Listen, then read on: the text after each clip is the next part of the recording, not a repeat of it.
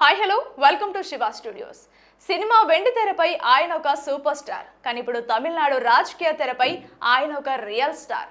ఎన్నో ఆటంకాలు, మరెన్నో విమర్శలు, సొంత మనుషులే వెన్నుపోటు పొడిచినా, వ్యక్తిగత జీవితంపై లేనిపోని పుకార్లు పుట్టించినా వాటన్నింటినీ చిరునవ్వుతో దాటుకుంటూ వచ్చి ఈరోజు తమిళనాడు అసెంబ్లీలో తమిళగా వెట్రకజకం జెండాను రెపరెపలాడించారు దళపతి విజయ్.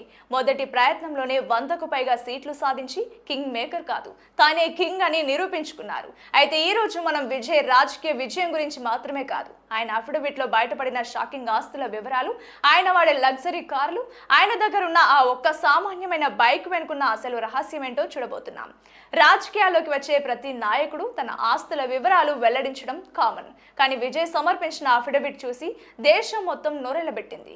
విజయ్ మొత్తం ఆస్తుల విలువ అక్షరాల 624 కోట్ల రూపాయలు. ఇందులో చరాస్తుల విలువ 404.58 కోట్ల రూపాయలు, ఇక స్థిరాస్తుల విలువ 220 కోట్ల రూపాయలు.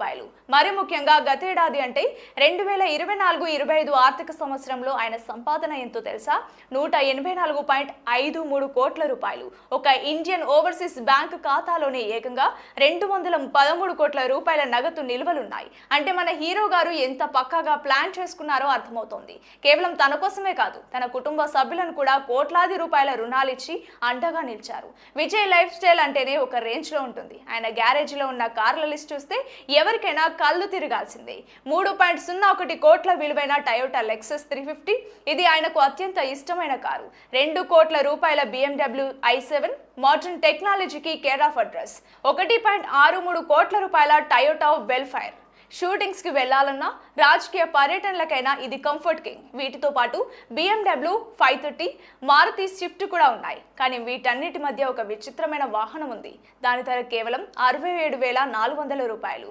అది TVS XL సూపర్. 100 కోట్ల కార్లున్న విజయ్ దగ్గర ఈ చిన్న బైక్ ఎందుకుంది? అది ఆయన సింప్లిసిటీకి నిదర్శనమా, లేక ఆయన కష్టకాలంలో తోడున్న జ్ఞాపకమా? చెన్నై వీధుల్లో మాస్క్ వేసుకొని సామాన్యుడిలా ఈ బైక్ పై వెళ్తూ విజయ్ కనిపించిన సందర్భాలు ఎన్నో ఉన్నాయి. అందుకే ఆయన ప్రజల మనిషి అయ్యారు. విజయ్కి విజయం ఊరికే రాలేదు. 2024 ఫిబ్రవరిలో TVK పార్టీ ప్రకటించినప్పటి నుండి ఆయన అడుగడుగునా ఇబ్బందులు పడ్డారు. కరూరులో జరిగిన భారీ బహిరంగ సభలో జరిగిన తొక్కిసలాటలో 40 మందికి పైగా మరణించడం విజయ్ని తీవ్రంగా కలిచివేసింది. ప్రత్యర్థులు దీన్నే ఆయుధంగా చేసుకుని ఆయనపై కేసులు పెట్టారు. ఆయన నటించిన జననాయకన్ సినిమా విడుదలకు అడ్డంకులు సృష్టించారు.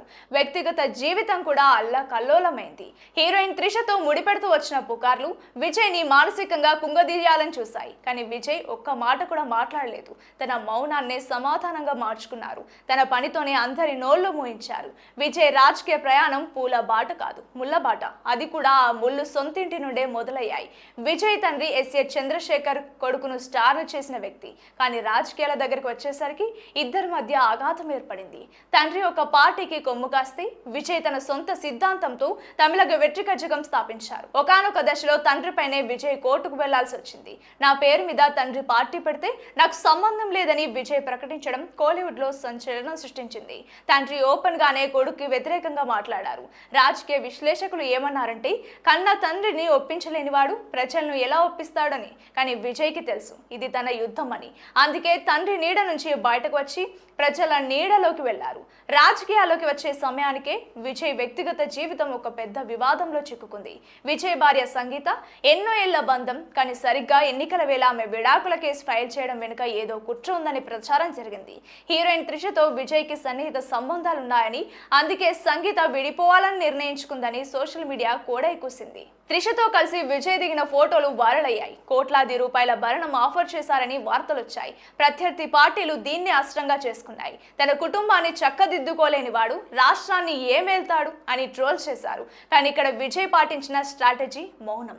ఆయన ఏనాడు తన భార్య గురించి గానీ, త్రిష గురించి గానీ నెగిటివ్ గా మాట్లాడలేదు. ప్రజలు ఆయన పర్సనల్ లైఫ్ ని కాదు, ఆయన ఇచ్చే పొలిటికల్ విజన్ ని చూశారు. ఒక తండ్రికి అతిపెద్ద బాధ తన కొడుకు తనకు దూరం కావడం. విజయ్ కొడుకు జోసన్ సంజయ్ తన తండ్రిని సోషల్ మీడియాలో అన్ఫాలో చేయడం పెద్ద చర్చకు దారితీసింది.